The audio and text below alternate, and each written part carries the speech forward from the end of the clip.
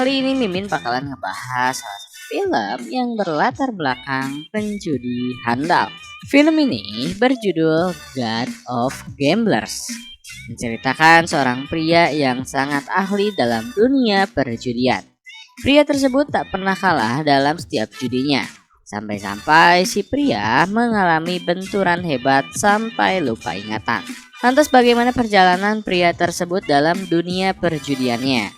Tanpa menunggu banyak lama, mari kita mulai intronya. Scene diawali di sebuah ruangan di mana terdapat orang-orang sedang berkumpul.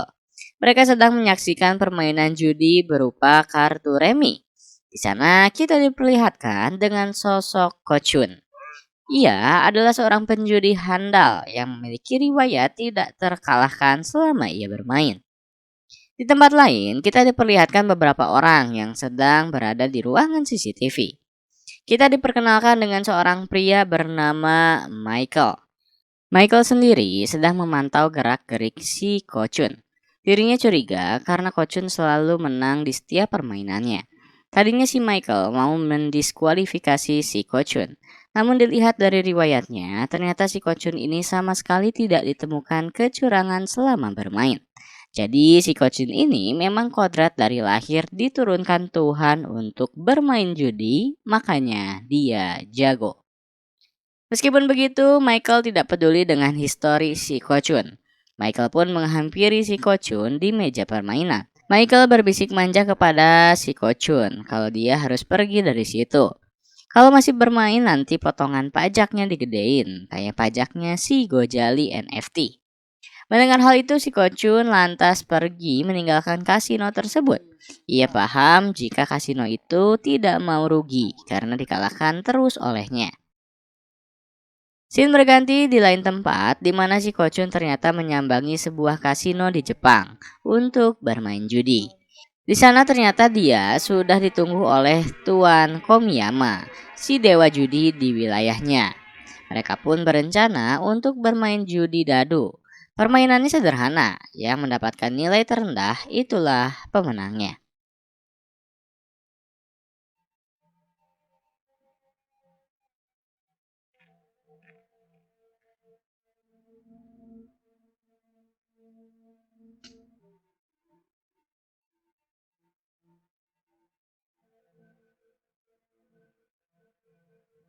Komiyama menyuruh ajudannya seorang wanita bertato sangar bernama Nona Chi untuk mengocok dadu tersebut. Nona Chi yang mewakili Komiyama mengocok duluan dadu tersebut. Dadu pun dikocok dan Nona Chi pun mendapat 6 dan 1. Melihat hal tersebut, mulai harap-harap cemas saat giliran si Ko Chun yang mengocok dadu. Tiba-tiba saja dirinya meminta kepada panitia untuk mengganti kocokan dadunya dengan menggunakan miliknya. Si panitia malah ngizinin. Ko Chun pun langsung mengocok dadu tersebut. Saat sedang mengocok tanpa sengaja salah satu dadu hancur oleh si Ko Chun. Pada akhirnya dadu si Ko Chun keluar dan angkanya adalah 5 angka 1. Ko Chun pun memenangi permainan judi kali ini. Usut punya usut, itu adalah sebuah rencana Ko Chun dengan menukar wadah dadu dan menghancurkan salah satu dadu. Emang sudah tinggi jam terbangnya. Setelah permainan, ia pun dihampiri si Komiyama dan diajak nongki-nongki santai di warkop terdekat. Ko Chun pun mengiyakan hal tersebut. Saat sedang nongki, ia menawarkan untuk membantunya bermain judi melawan penjudi asal Singapura, yakni si Kamsing. Komiyama memohon kepada si Ko Chun untuk menerima ajakannya. Usut punya usut, si Yama mencoba membalaskan dendam ayahnya yang mati karena kalah main judi Sweet Bonanza lawan si Kamsing. Bukannya terharu, Ko Chun pun malah antusias banget buat ngalahin si Kamsing. Akhirnya si Ko Chun pun dikenalin nih sama tangan kanannya si Yama, yaitu Charles, yang memiliki tato kalajengking di tangannya. Sebelum pertandingan lawan si Kamsing, Ko Chun pun mudik dulu ke lemburnya di Hong Kong. Di sana Ko Chun ngebucin dulu sama pacarnya si Sarla. Pokoknya mah isi tenaga dulu lah sebelum ngalahin penjudi handal si Kamsing. Di sini nih pun kita diperlihatkan dengan pengawal setianya si Koye. Scene berganti di sebuah padang rumput di mana ada dua sejoli sedang memadu kasih, yakni Andy Lau dan Jo Young. Diketahui si Andy Lau ini adalah pengangguran yang hobi banget main judi. Tapi dirinya selalu kalah terus. Tak berselang lama, mereka pun pulang dari tempat itu. Saat sedang di perjalanan pulang, ia dihadang oleh seorang bapak-bapak bernama Ahmad. Si Ahmad ini marah-marah karena Andi Lau dan Jo Yung memakai lahannya untuk bermesraan. Udah tahu si Ahmad ini muslim banget. Dirinya nyaranin ta'aruf aja biar nggak dosa.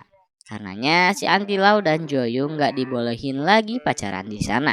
Kecuali kalau sudah nikah. Mendengar hal itu, si Kocun pun marah dan berencana akan membuat jebakan buat si Ahmad.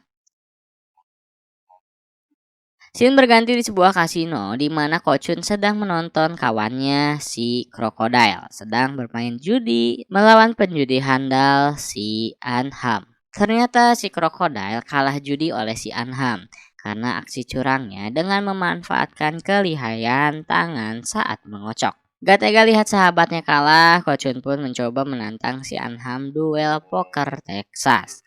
Permainan pun dimulai.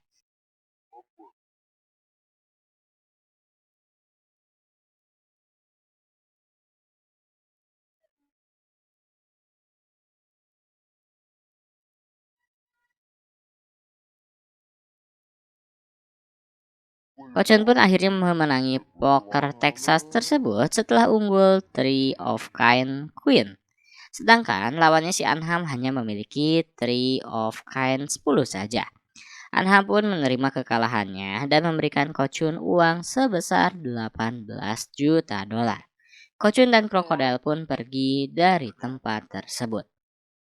Saat sudah pergi, Anham ternyata tidak menerima kekalahannya. Ia lantas menyuruh anak buahnya untuk mencegat si Kocun dan mengambil lagi cek uang itu. Di tengah perjalanan, mobilnya si Kocun akhirnya dicegat oleh anak buah si Anham. Namun ternyata si Kocun sudah tidak ada di mobil tersebut. Sebelumnya Kocun sudah tahu jika akan dikejar oleh anak buah si Anham.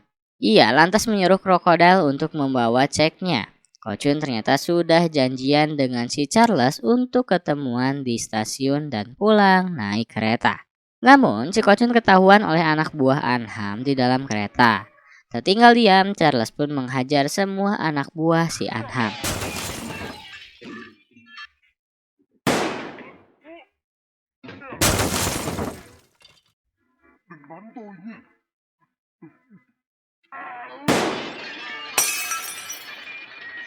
Setelah itu Kocun malah turun di tengah jalan meninggalkan si Charles di kereta.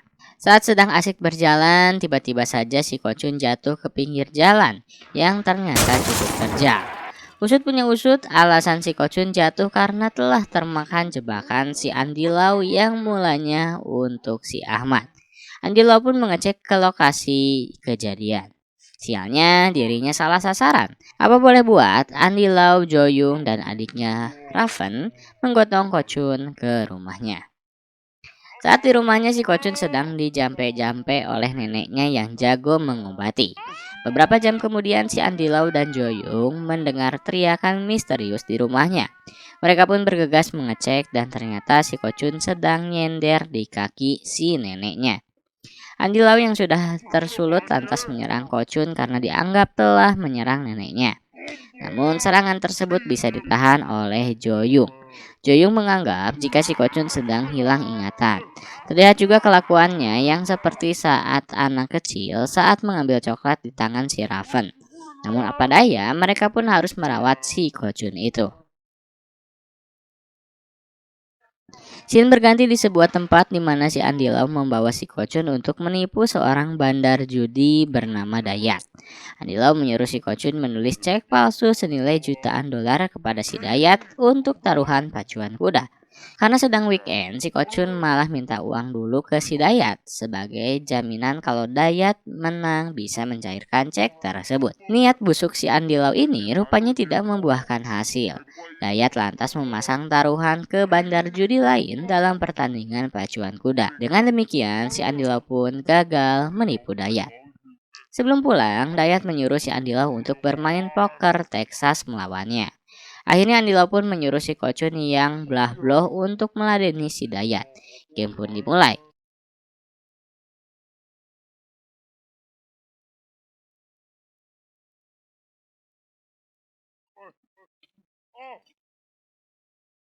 Kocun keluar sebagai pemenang setelah berhasil mendapat Three of Kind.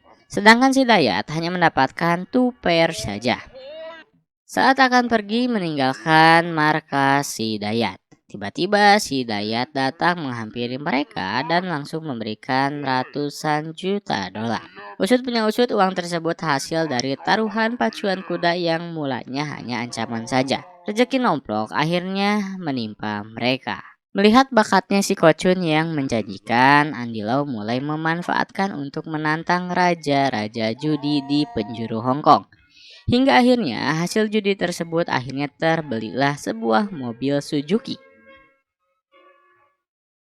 Scene berganti di mana Andy Lau merasa kasihan dengan Kocun yang sifatnya kayak bocah, gara-gara hilang ingatan. Akhirnya dia pun berinisiatif pergi ke rumah sakit. Saat dicek oleh dokter, ternyata hasilnya pemeriksaannya terdapat sebuah gumpalan darah di otak si Kocun yang menjadi penyebab dirinya hilang ingatan.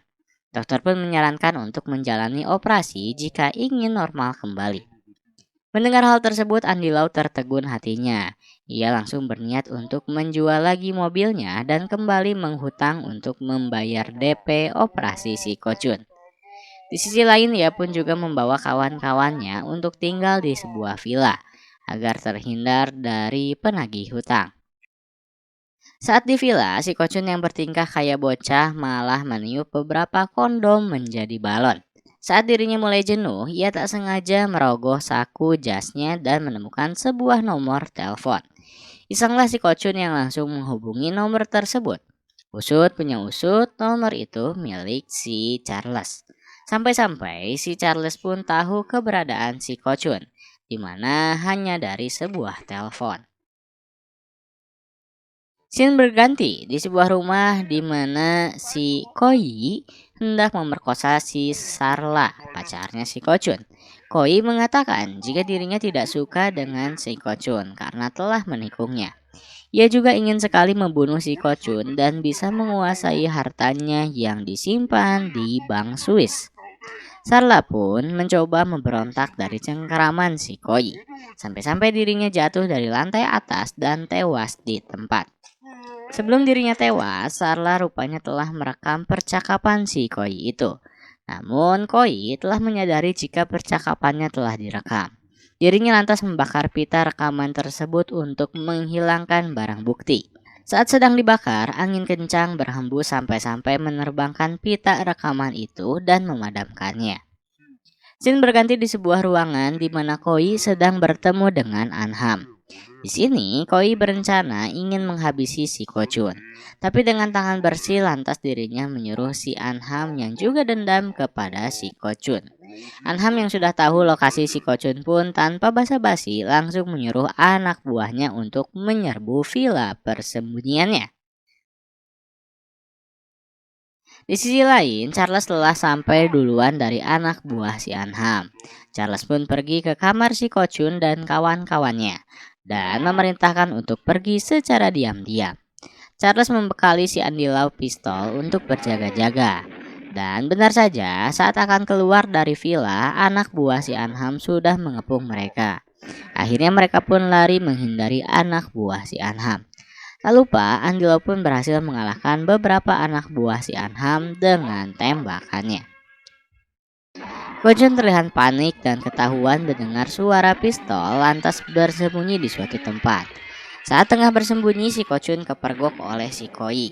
Saat akan dibunuh, Andilau bak pahlawan datang melindungi si Kocun dan menghindari si Koi hingga tak sadarkan diri.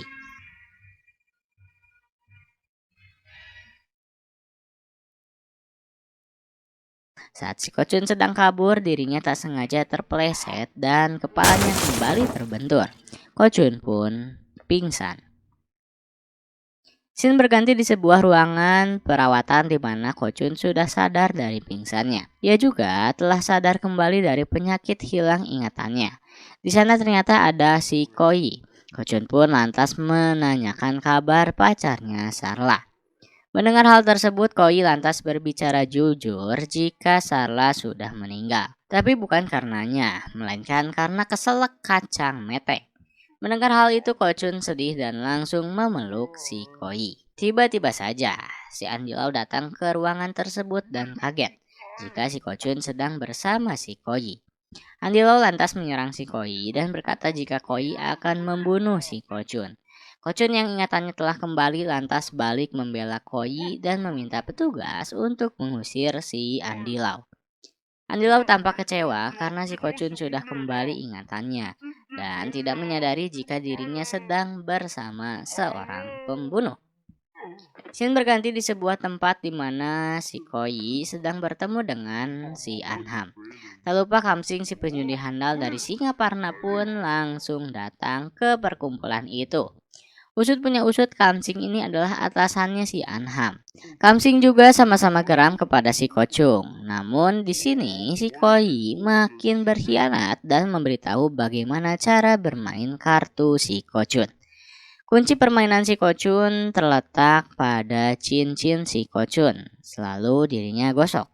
Perlu diketahui gosokan tersebut mengeluarkan sebuah cairan yang sedikit terlihat secara kasat mata. Koi pun kembali membedah cara bermain si Kocun yang memberi tanda 1 titik untuk as, 2 titik untuk king, 3 titik untuk queen, dan garis panjang untuk J.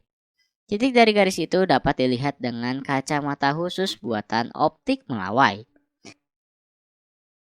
Scene berganti di sebuah lautan di mana Kocun dan koleganya OTW menuju tempat perjudian.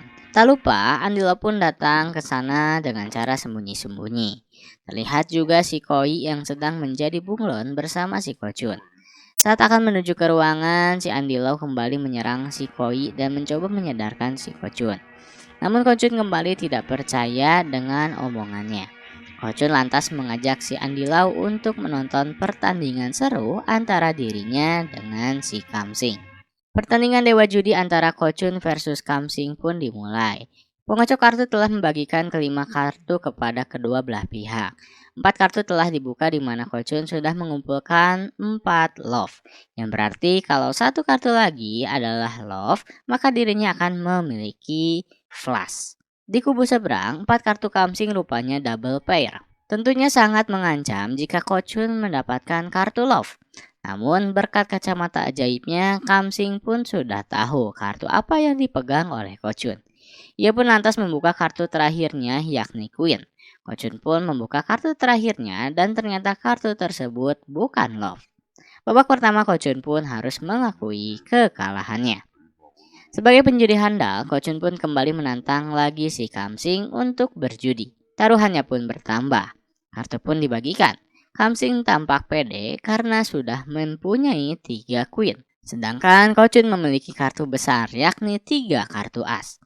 Kamsing sedikit curi-curi pandang melihat kartu yang masih belum dibuka si Kocun. Ternyata terdapat 2 titik yang menandakan kartu king. Kamsing pun tampak pede dan membuka kartu terakhirnya yakni Queen lagi. Jadilah 4 of kind Queen. Kesenangan Kamsing tidak berlangsung lama. Kartu Kocun terakhir adalah As. Sehingga mereka berdua mendapatkan 4 of kind. Namun Kocunlah keluar sebagai pemenang karena As memiliki nilai tinggi daripada Queen. Kocun rupanya telah menyadari jika si Kamsing menggunakan kaca mata ajaib. Namun di sisi lain, Kocun pun ternyata lebih licik daripada dirinya karena telah memakai sebuah softland khusus untuk mengetahui jenis-jenis kartu. Kocun yang terlihat senang lantas memeluk si Koi dan berterima kasih kepada si Koi karena telah membeberkan trik permainannya kepada musuh. Mendengar hal itu, si Kamsing pun lantas menembak si Koi hingga tewas. Saat akan menembak si Koi, Andilau lantas melempar sebuah gelas ke arah si Kamsing hingga pistolnya terlepas. Tak lupa, Charles sisanya pun datang ke ruangan tersebut. Kochun pun menghampiri mayat ajudannya itu dan mengeluarkan sebuah peta rekaman. Rupanya Kochun sudah tahu semuanya. Kala itu dirinya sudah sadar pergi ke sebuah hunian tempat Sarla menginap. Pembantunya melapor nih ke si krokodil kalau nemuin pita rekaman di halaman huniannya. Setelah mengetahui isi rekaman tersebut, krokodil pun lantas menghubungi Kochun dan membeberkan semuanya. Di sisi lain, Kamsing mengatakan jika dirinya tidak takut ditahan setelah menembak si Koi, karena mereka sudah berada di tengah lautan jauh dari Hong Kong sehingga polisi tidak bisa menindaknya.